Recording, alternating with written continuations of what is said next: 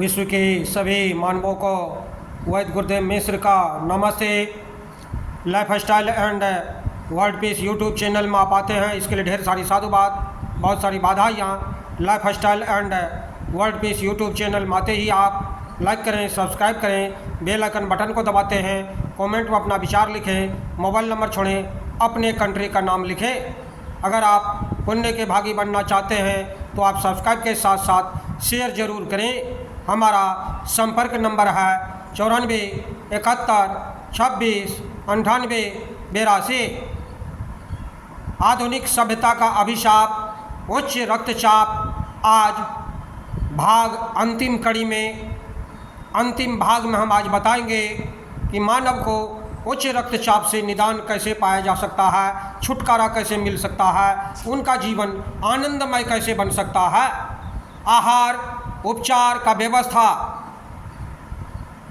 हमें प्रयास करें कि सूरज निकलने से 2 घंटा पहले आँख खोल दें, ईश्वर का ध्यान करें, धरती माता को नमन करें, अपने से बड़े बुजुर्ग का पैर छू करके प्रणाम करें, चरण स्पर्श करें। 5 बजे तक में 1 नींबू, 1 गिलास गुनगुना पानी और गेहूं का पानी छान करके उसे भी मिला दें। 2 चम्मच मधु मिला दें, हनी मिला दें और इसे धीरे धीरे पी जाएं। 6 बजे तक में 4 प्याज, 4 कच्ची लहसुन का रस, 2 चम्मच मधु हनी मिला करके पी ले। 9:30 बजे तक में 6 आंवला मौसम अनुसार उपलब्ध है, गाजर, टमाटर, लौकी या ककड़ी आदि सब्जियों का रस ले। 11:30 बजे तक में 2 मड़ुआ बाजरा का रोटी ले, या तो मड़ुआ का ले या बाजरे का रोटी ले। 2 रोटी, उबली हुई सब्जी, 250 ग्राम सलाद, 150 ग्राम अंकुरित अनाज, 50 ग्राम दही, 125 ग्राम अलसी पाउडर, कम से कम 10 ग्राम तो अनिवार्य रूप से अलसी पाउडर तो लेना ही चाहिए। 12:30 बजे तक में छाछ, 1 गिलास सोयाबीन की छाछ ले। 2:30 बजे तक में मौसम अनुसार उपलब्ध संतरा, अंगूर, तरबूजे आदि का रस 200 से 500 मिलीग्राम ले। 4:30 बजे तक में 1 गिलास मौसम अनुसार उपलब्ध सब्जी का रस ले सकते हैं। 7 बजे शाम तक में मौसम अनुसार सस्ते फल जैसे नाशपाती, अमरूद, अनानास, चीकू, जामुन, रसभरी, तरबूज, मौसमी, सेब आदि ले सकते हैं। केला प्रतिदिन ले। छोड़ दे चाय, चीनी, कॉफ़ी, मिर्च, गरम मसाला, बिस्किट, ब्रेड, शराब, धूम्रपान, तंबाकू, लिम्का, आइसक्रीम, ये सब वस्तुएं छोड़ दें। फास्ट फूड लेना छोड़ दें। बाज़ार का कोई भी फास्ट फूड नहीं ले, अपने घर में भी फास्ट फूड नहीं बनावे। उनका सेवन 3 सफ़ेद जहर, समुद्री नमक, चीनी और मैदा, ये 3 सामान को जीवन में कभी नहीं ले। आपका जीवन 120 साल तक जवानी कायम रहेगा। मोटापे से पीड़ित, रक्तचाप के रोगी प्रारंभ से में 1 सप्ताह तक मौसम अनुसार फल दिन में 3 बार ले। अनाज छोड़ दें, मोटापा आपका शीघ्र ही दूर हो जाएगा, बड़ा पेट गायब हो जाएगा। ज़रूरत है ये अन्य शुरू करने पर भी 2 समय फल जरूर ले। अनाज छोड़ दे। उच्च रक्तचाप हृदय रोगी के लिए दूध में के बदले दही लेना बहुत अच्छा है। कच्ची लहसुन, दही कोलेस्ट्रॉल को कम करते हैं। आंतों में उपस्थित रोगों उत्पादक पैथोजेनिक जीवाणुओं को नियंत्रण कर मित्र जीवाणु बैक्टीरियल फ्लोरा की संख्या में तेजी से वृद्धि करते हैं। आंवला, नींबू तथा नींबू परिवार के अन्य खट्टे फल, प्याज, लहसुन आदि भी कोलेस्ट्रॉल को कम करते हैं। कच्चा प्याज बहुत ही अच्छा है। प्याज के रस में प्रोस्टाग्लैंडिन हार्मोन होता है जो रक्तचाप को नियंत्रण व मानसिक रक्त वाहिनियों के तनाव को कम करता है। अंकुरित अनाज, फल, सब्जियों के रस में एंजाइम, विटामिन, जीवाणु रोगाणुरोधी अवरोध प्रचुर मात्रा में पाए जाते हैं। ये रक्त संचार को नियंत्रण करते हैं, रोग प्रतिरोधक क्षमता को बढ़ाते हैं, रक्तचाप को नियंत्रण करते हैं, टॉक्सिक ऑर्गेनिज्म को शरीर पर जमने नहीं देते तथा कोलेस्ट्रॉल को नियंत्रण करते हैं। Harvard school of public health की एक खोज के अनुसार प्रतिदिन 1 ग्राम पोटेशियम लिया जाए तो निसंदेह रक्तचाप उसके दुष्प्रभावों को रोका जा सकता है। इनऑर्गेनिक पोटेशियम खतरनाक प्रभाव डालता है, किंतु एक केला 450 मिलीग्राम प्रति केला प्रतिदिन लिया जाए तो इसकी आपूर्ति हो जाती है। आक, शकरकंद, फालसा, संतरा, नींबू, लौकी, तड़ोर, टिंडा, टमाटर, तरबूजा, खरबूजा में पर्याप्त मात्रा में पोटेशियम पाया जाता है। यह उच्च रक्तचाप को नियंत्रित करता है।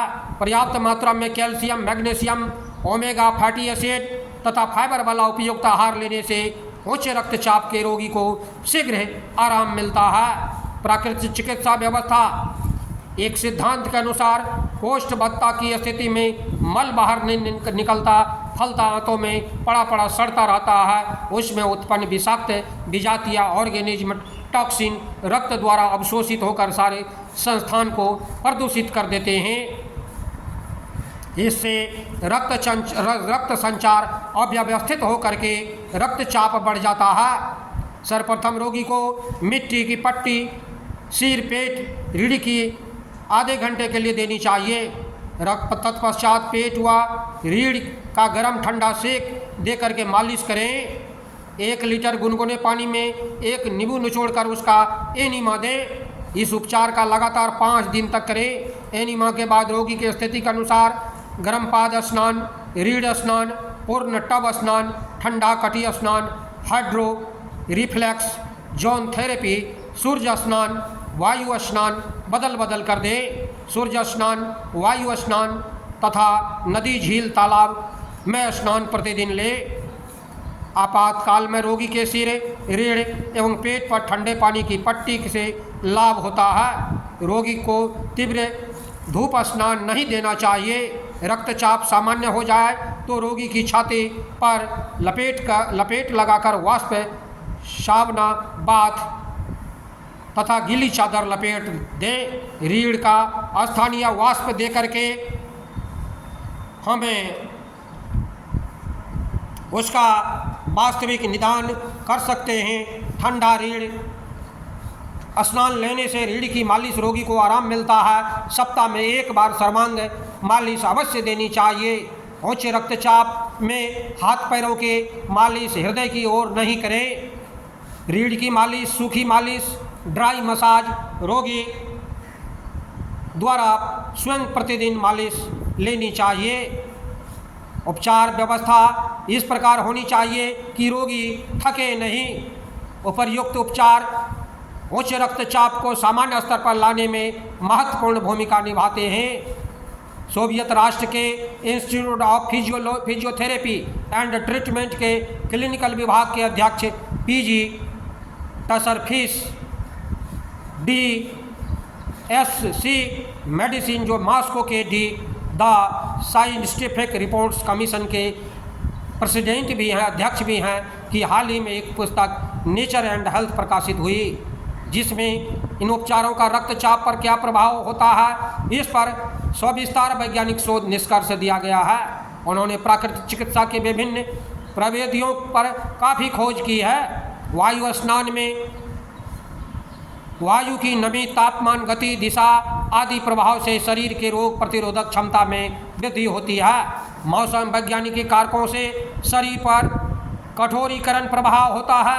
फलतः ताप नियंत्रण, संस्थान, गैसों का आदान प्रदान, अंतःकोशिकीय शोषण में अस्थायित्व आता है। मौसम में अधिक तापमान होने पर उमस, आर्द्रता बढ़ती है। गर्म वायु स्थान के अल्ट्रावायलेट विकिरण के कारण धमनियाँ दबाव बढ़ने लगते हैं। ठंडा वायु स्नान लेने से धमनियाँ दबाव कम होने लगते हैं। वायु संस्थान विशेषज्ञ के निर्देशन में ही वायु स्नान लेना चाहिए, क्योंकि विभिन्न ताप क्रम के वायु स्नान का प्रभाव पृथक पृथक होता है। धूप स्नान का समय तय करते समय धूप की तीव्रता का विशेष रूप से ध्यान रखना चाहिए। प्रातःकालीन, सायंकालीन धूप में पराबैंगनी किरणों की तीव्रता अधिक न होकर के स्वास्थ्यदायक होती है। प्रयोगों से यह सिद्ध हो चुका है कि दोपहर 11 बजे से 1 बजे के बीच में धूप में पराबैंगनी किरणों की तीव्रता अधिक होती है, जो हानिकारक है। सायंकालीन धूप में आरक्त किरणों की तीव्रता ज़्यादा होती है। आरक्त इंफ्रारेड किरणों ताप नियंत्रण अवरोध निरोधक प्रभाव डालती है। पराबैंगनी किरणों का प्रभाव भौतिक जैव रासायनिक होता है। आरक्त इंफ्रारेड किरणें त्वचा में 4 सेंटीमीटर की गहराई तक प्रभाव डालती है, जबकि पराबैंगनी किरणें 1 सेंटीमीटर की गहराई तक प्रभाव डालती है। सूर्य किरण चिकित्सा वाहिनियों को शक्ति प्रदान करती है। त्वचा, हृदय तथा मस्तिष्क की धमनियों के अवरोध को दूर कर रक्त प्रवाह को नियंत्रण और नियंत्रित करती है। धमनिकाओं का सैकड़ापन दूर होता है, फलता दाब कम होता है। संवेदी स्नायु संस्थान को शक्तिशाली बनाता है। उच्च रक्तचाप के रोगियों के लिए तैरना लाभदायक होता है। तैरने से त्वचा का स्नाविक मांसपेशियां संस्थान सक्रिय हो जाता है। स्नान के बाद रोगी गर्मी महसूस करता है, उस समय परिधीय दबाव कम होता है। परिवर्ती क्रिया के कारण मस्तिष्कीय संचार परिवर्तित होता है। कार्डियक आउटपुट बढ़ता है। हृदय व मस्तिष्क की रक्त वाहिनियों में रक्त संचार व्यवस्थित एवं उन्नत होता है। फलतः सिस्टोलिक रक्तचाप कम होता है। समुद्री स्नान में उसमें उपस्थित सोडियम क्लोराइड तथा अन्य रासायनिक त्वचा सेप्टर्स को प्रभावित करते हैं। मस्तिष्क के विद्युतीय विभव परिवर्तन होता है। चयापचय क्रिया उत्पन्न होती है। कोशिकाओं व धमनियों का रक्त संक्रामण दूर होता है। रक्त चाप कम होता है। रक्त एवं स्नाविक संचार केंद्रीय स्नायु संस्थान की ओर व्यवस्थित होता है। समुद्र स्नान, ताज़ी हवा में घूमने, खुले आकाश के नीचे सोने, व्यायाम से हृदय की रक्त संचार नियंत्रण होता है। हृदय बलशाली बनता है। रक्त द्वारा ऑक्सीजन अवशोषण की क्षमता बढ़ती है। जल चिकित्सा के विभिन्न प्रविधियां त्वचा के स्नायुओं, स्नाविक रक्त संचार तथा सामान्य स्नाविक प्रक्रियाओं को सीधे प्रभावित करती है। जल में घुलनशील गैसें, अन्य तत्व भी थोड़ी मात्रा में शरीर द्वारा अवशोषित होते हैं। फलतः स्नाविक रक्त वाहिनियों का कठोरता संक्रामण दूर होता है। संचार क्रिया व्यवस्थित होती है। फ्लो पेरिफेरल वास्कुलर रेजिस्टेंस तथा कार्डियक आउटपुट को नियंत्रण कर रक्तचाप कम करता है। हृदय की मांसपेशी पर प्रभाव डालकर सिस्टोलिक तथा धमनीय दाब को कम करता है। रीढ़ की मालिश, सर्वांग मालिश, गर्म पाद स्नान, वाष्प स्नान, पूर्ण टब स्नान, गीली चादर लपेट प्रविधियों के अंदर रक्त प्रवाह त्वचा की ओर तीव्र होता है। स्नाविक और रक्त प्रवाह में उपस्थित अवरोध दूर होता है। कार्टिसोल, रेनिन, एल्डोस्टेरोन, कैटेकोलामिन, रक्त सीरम में बढ़े हुए सोडियम, कोलेस्ट्रॉल, कॉपर, सेरुलोप्लाज्मिन आदि रक्तचाप वर्धक रसायन सामान्य स्तर पर आ जाते हैं। कॉपर की मात्रा कम होने से एड्रिनल की मात्रा कम होती है। फलतः धमनियों पर दबाव कम होता है। वाष्प स्नान से विशेष रूप से गुर्दे तथा त्वचा प्रभावित होते हैं तथा विष निष्कासन की क्रिया बढ़ती है। योग चिकित्सा व्यवस्था हृदय रोगियों की तरह रक्तचाप के रोगी को हल्के योगासन तथा व्यायाम करना चाहिए। शक्ति के अनुसार टहलना, तैरना श्रेष्ठ है।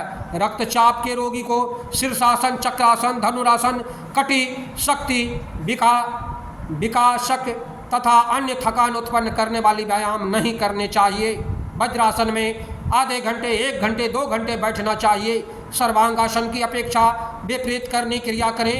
लेटकर उदर शक्ति विकारक उत्तान पादासन, शलभासन, भुजंगासन, नौकासन, तारा मत्स्यासन, शवासन ध्यान करना चाहिए। पद्मासन, पश्चिमोत्तासन, गौमुखासन, ओम प्राणायाम करें। रक्तचाप के रोगियों के लिए ध्यान शवासन श्रेष्ठ आसन है। उपर्युक्त सभी क्रियाओं की जानकारी है तो आप हमसे संपर्क कर सकते हैं। बिना योग्य गुरु की चिकित्सा देखरेख में आप ऐसा नहीं करें। बंधुओं, आज आधुनिक सभ्यता का अभिशाप उच्च रक्तचाप का सभी संपूर्ण भाग परिपूर्ण हुआ। बंधुओं, हमारी चैनल में आते हैं इसके लिए ढेर सारी शुभकामनाएं, बहुत सारे साधुवाद। आप अगर पुण्य के भागी बनना चाहते हैं तो आप सब्सक्राइब के साथ साथ शेयर जरूर करें। धन्यवाद, नमस्कार।